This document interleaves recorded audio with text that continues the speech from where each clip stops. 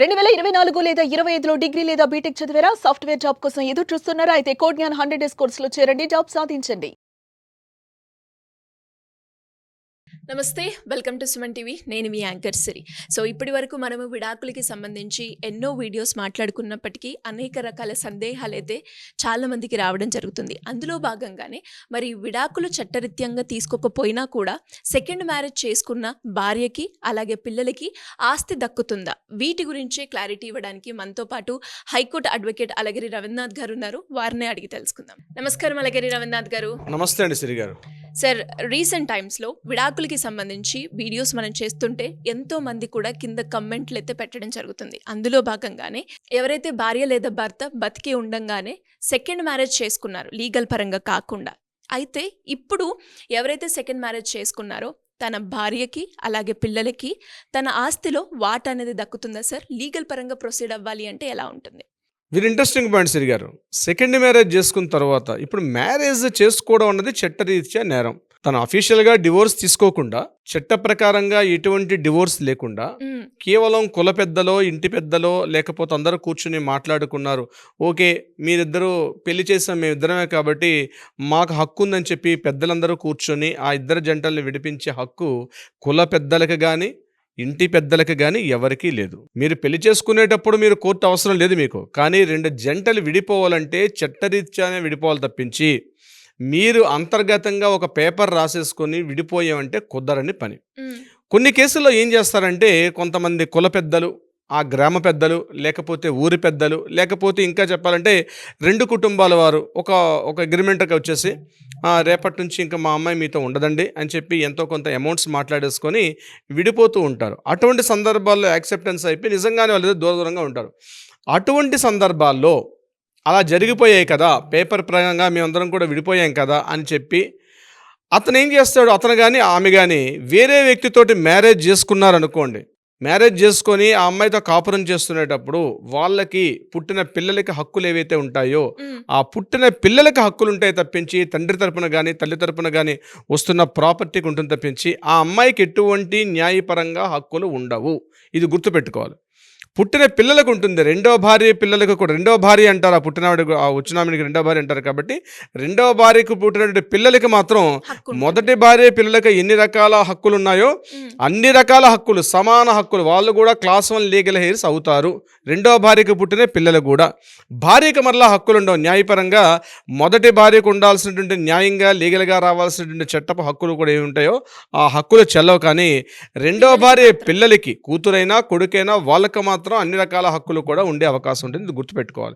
పిల్లలకు ఉంటుంది హక్కు, కానీ పేరెంట్స్గా ఆ మదర్కి కానీ ఫాదర్కి కానీ వాళ్ళకి ఎట్టి పరిస్థితుల్లో హక్కులు అనేది సంక్రమించవు. ఇకపోతే ఈ పిల్లలు ఎందుకంటే లీగల్ హెయిర్స్ ఇక్కడ ఎవరు లీగల్ హెయిర్స్ ఎవరవుతారు అంటే ఆ తండ్రే అంటే లెజిటిమేట్ పిల్లలు అవుతారు. వీళ్ళు కూడా లెజిటిమేట్ పిల్లలు అంటే తండ్రి ఇస్ ద లీగల్. అక్కడ బర్త్ సర్టిఫికేట్లో రాసుకున్న, ఆధార్ కార్డులో రాసుకున్న తండ్రి ఎవరంటే ఆ తల్లి ఏం చెప్తోంది, పలానా వ్యక్తికి పుట్టారు కాబట్టి ఆ తండ్రి పేరు అక్కడ వేస్తారు. కాబట్టి ఆ తండ్రి చట్ట ప్రకారంగా తండ్రి అవుతాడు. ఆ పుట్టిన పిల్లలకు కూడా వారసత్వపు హక్కులు వస్తాయి. అంతేగాని అంటే వాళ్ళకి యాన్సెస్ట్రల్ ప్రాపర్టీ ఉంటే యాన్సెస్ట్రల్ ప్రాపర్టీలో కూడా పిల్లలకి హక్కులు వస్తాయి తప్పించి ఈ రెండో భార్య పిల్లలకి హక్కులు ఉంటాయి తప్పించి రెండో భార్యకు ఉండదు. అందుకనే ఎప్పుడైనా డివోర్స్ తీసుకునేటప్పుడు కోర్టు ద్వారా, కోర్టు యొక్క సెంటెన్స్, కోర్టు యొక్క లెటర్ ద్వారా మాత్రమే డివోర్స్ అవ్వాలి. అది మ్యూచువల్ డివోర్సా, కంటెస్టెడ్ డివోర్సా, ఏ డివోర్స్ అయినప్పుడు కూడా తప్పనిసరిగా కోర్టుకి కంపల్సరీ అప్రోచ్ అవ్వాల్సిందే. మీరు డివోర్స్ అంటే మిగిలిన ఏ కేసులు అంటే అక్కడ 498 డివిసి ఇవట్లాంటి ఏ కేసులు లేకపోయినా ఒకవేళ విడిపోవాలంటే మాత్రం చట్ట ప్రకారంగా విడిపోవాలి. చట్ట ప్రకారంగా విడిపోయిన నెక్స్ట్ డే నుంచి ఆ విడిపోయినటువంటి భార్యకు అతని మీద ఎటువంటి హక్కులు కూడా ఉండవు. అంటే ప్రాపర్టీ పరంగా ఉండదు, న్యాయపరంగా ఉండదు, ఎటువంటి లెజిటిమేట్ అంటే ఎటువంటి లీగల్గా సంబంధించి అతని యొక్క ఆస్తికి సంబంధించి కానీ అతని యొక్క బంధువుల తరపున కానీ ఆ రోజు డివోర్స్ లెటర్ వచ్చిన క్షణం నుంచి ఆమెకు అతని మీద ఎటువంటి రైట్స్ కూడా ఉండవు. న్యాయపరంగా లీగల్గా ఎటువంటి కూడా ఉండవు. అందుకే కోర్టు ద్వారా మాత్రమే డివోర్స్ తీసుకోవాలి, రిజిస్ట్రేషన్ చేసుకోవాలి. మళ్ళీ రెండో భార్య చేసుకుంటే ఆ భార్యను కూడా మ్యారేజ్ రిజిస్ట్రేషన్ చేసుకోవాలి, రిజిస్ట్రేషన్ సర్టిఫికేట్ వస్తుంది. అటువంటి సందర్భంలో మొదటి భార్యకి డివోర్స్ ఇచ్చేసిన తర్వాత రెండో భార్య మళ్ళీ వస్తే ఈమెకి మళ్ళీ లీగల్ హెయిర్గా, క్లాస్ 1 లీగల్ హెయిర్స్గా ఈమెకి మళ్ళీ అన్ని హక్కులు వస్తాయి. మొదటి భార్య ఉంటుండగా, మొదటి భార్య లైవ్లో ఉంటుండగా రెండో భార్యని రెండో పిల్లని చేసుకుంటే మాత్రం ఎట్టి పరిస్థితుల్లో రెండో భార్యకి ఎటువంటి న్యాయపరంగా హక్కులు ఉండవు. పుట్టిన పిల్లలకు మాత్రమే ఉంటాయి న్యాయపరంగా హక్కులు. ఇక కొన్ని సందర్భాల్లో మొదటి భార్య చనిపోయింది, అప్పుడు అతని పెళ్లి చేసుకున్నాడు. అటువంటి సందర్భాల్లో కూడా ఉంటుంది.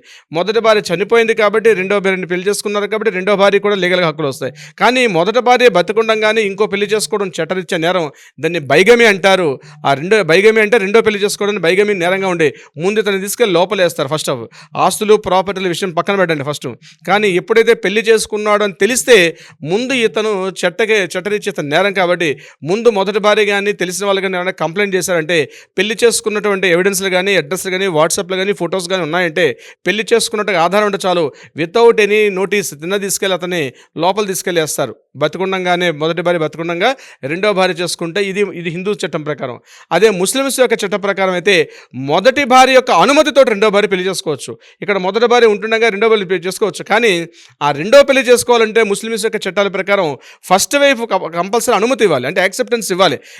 యాక్సెప్టెన్స్ ఇస్తూ అతను 4 పెళ్లిళ్ళు చేసుకునే అవకాశం కూడా ఉంటుంది ముస్లిమ్స్ యొక్క షరియత్ చట్టం ప్రకారం. బట్ కండిషన్ ఏంటి, అక్కడ మొదటి భార్య అనుమతి ఉంటేనే చేసుకోవాలి. మళ్ళీ మొదటి భార్య అనుమతి లేకుండా నాకు ఇష్టం, నా చట్టం చెప్పింది నాకు 5 వరకు పెళ్లి చేసుకోమని చెప్పింది కాబట్టి నేను 5 చేసుకుంటా అని చెప్పి ముస్లిం వ్యక్తి అన్నా సరిపోదు. కానీ ముస్లిమ్స్ యొక్క చట్ట ప్రకారం మొదటి భార్య యొక్క acceptance is the mandatory. Acceptance కదా జస్ట్ ఇలా ఓరల్గా ఇచ్చేసి ఓకే యాక్సెప్టెన్స్ ఇచ్చేసి చేసుకోవాలని అంటే కుదరదు. ఆమె కూడా రిటర్న్గా కోర్టు ప్రకారంగా రెండో భార్యని యాక్సెప్టెన్స్ ఇస్తున్నట్టుగా ఆమె రిటర్న్ ఫార్మేట్ ఇవ్వాలి. రిటర్న్ ఫార్మేట్ ఇచ్చినప్పుడు మాత్రమే అది మనకి చట్టరీత్యా చెల్లుబాటు అవుతుంది. అని లేకపోతే ముస్లిమ్స్లో కూడా రెండో భార్య చేసుకునే విధానం కూడా ఒక ప్రొసీజర్ ఉంది. ఆ ప్రొసీజర్ లేకుండా జస్ట్ ఓరల్గా చేసుకున్నాను లేకపోతే మా షరియత్ చట్టాలు చెప్పాయి కాబట్టి నేను చేసేసుకున్నానంటే కుదరండి పని అక్కడ కూడా. ఇక క్రిస్టియన్స్ చట్టాలు కూడా హిందూ మ్యారేజ్ యాక్ట్ ఎలా ఉంటుందో ఇంచుమించుగా క్రిస్టియన్స్ యొక్క చట్టాలు కూడా అలాగే వర్తిస్తాయి. అంటే మొదటి భార్య ఉంటుండగా రెండో భార్యని పెళ్లి చేసుకోవడం అనేది అక్కడ కూడా వర్తించదు. సో సంప్రదాయాలు వేరైనప్పుడు కూడా చట్టం మాత్రం ఒకటే ఉంటుంది. సంప్రదాయాలు కావచ్చు, ఏ సంప్రదాయాలు పెళ్లి చేసుకున్నప్పుడు కూడా చట్టం మాత్రం మొదటి భార్య బ్రతికుండగా రెండో పెళ్లి చేసుకోవడం అనేది చట్టరీత్యా నేరం. పిల్లలకు మాత్రం హక్కులు వస్తాయి, రెండో భార్యకి మాత్రం ఎటువంటి హక్కులు వచ్చే అవకాశం లేదు. మొదటి భార్య చనిపోయిన తర్వాత రెండో భార్యను చేసుకోవచ్చు. సిరిగారు సార్, మరి ఎవరికైనా కూడా ఇంకా లీగల్ పరంగా దీని గురించి ఒక క్లారిటీ కావాలి అన్నా, లీగల్ పరంగా మేము ముందుకు వెళ్ళాలి అనుకునే వాళ్ళు ఎవరైనా కూడా మిమ్మల్ని అప్రోచ్ అవ్వాలి అంటే ఏ విధంగా పాసిబుల్ అవుతుంది సార్? ఎన్నో కేసులు ఫ్యామిలీకి సంబంధించి అనేక దశాబ్దాలుగా అనేక కేసుల్లో మనం ఫైల్స్ చేస్తున్నాం కాబట్టి అనుభవంతో చెప్తున్నాను. మీరు టెన్షన్ పడకుండా మీకు ఇటువంటి వివాదాలు ఉన్నారంటే Ravindranath advocate firm legal team ఇప్పుడు మీకు అందుబాటులో ఉంటుంది. మీరు కింద స్క్రోల్ అవుతున్న నెంబర్ని కాంటాక్ట్ చేయండి. 24/7 ఆన్లో ఉంటుంది. ఒకవేళ కాల్ లిఫ్ట్ చేయకపోతే కింద స్క్రోల్ అవుతున్న నెంబర్కి వాట్సాప్ చేయండి. మీరు రెండు తెలుగు రాష్ట్రాల్లో ఎక్కడ ఉన్నా పర్వాలేదు, దేశంలో ఎక్కడున్నా పర్వాలేదు, ప్రపంచంలో ఏ మూలన్నా పర్వాలేదు. మీరు ఇటువంటి ఇబ్బందిని కలుగుతూ ఉన్నట్లయితే మొదటి హస్బెండ్తో కానీ భార్యతో కానీ ఇటువంటి ఇబ్బందులు మీరు కలుగుతున్నాయంటే తక్షణమే మీరు కాల్ చేయండి లేదా వాట్సాప్ మెసేజ్ చేయండి. మన లీగల్ టీం ఎప్పుడు కూడా మీకు అడ్వైజ్ ఇవ్వడానికి అందుబాటులో ఉంటారు. But prior appointment is very most important. కలవాలనుకుంటే మాత్రం చాలామంది కలుస్తుంది. ఎందుకంటే డైలీ నాకు వచ్చే కలిసే సంఖ్య చాలా ఎక్కువ నెంబర్ ఉంటుంది. సో అందరికీ టైం ఇవ్వలేం కాబట్టి లిమిటెడ్ నెంబర్స్ టైం ఇస్తుంటాం. వచ్చి కలిస్తే ఇంకా బెటర్ అడ్వాంటేజ్ అయితే ఉంటుంది. సిరి గారు, anyways thank you sir, thank you so much. Thank you so much Siri గారు. సో చూసారు కదా, మరి ఈ వీడియోలో కనుక మీకు క్లారిటీ వచ్చింది అని అనుకుంటున్నాను చూసిన తర్వాత. మరి అలాగే ఇంకా క్లారిటీ కావాలి అన్నా, లేదంటే లీగల్ పరంగా ఇలాంటి సిచ్యువేషన్ మేము ఫేస్ చేస్తున్నాము, మేము ముందుకెళ్ళాలి అనుకునే వాళ్ళైనా, లేదు అంటే లీగల్ పరంగా ప్రాపర్టీ ఇష్యూ అయినా, ఫ్యామిలీ ఇష్యూ అయినా, ఎలాంటి డౌట్స్ కోసమైనా మీరు ఒక మంచి అడ్వకేట్ని కనుక సంప్రదించాలి అనుకుంటే సింపుల్గా కింద స్క్రోల్ అవుతున్న నెంబర్ని సంప్రదించండి. Thank you. సుమన్ టీవీలో మీ పర్సనల్ అండ్ బిజినెస్ ప్రమోషన్స్ కోసం కింది నెంబర్కి కాంటాక్ట్ చేయండి.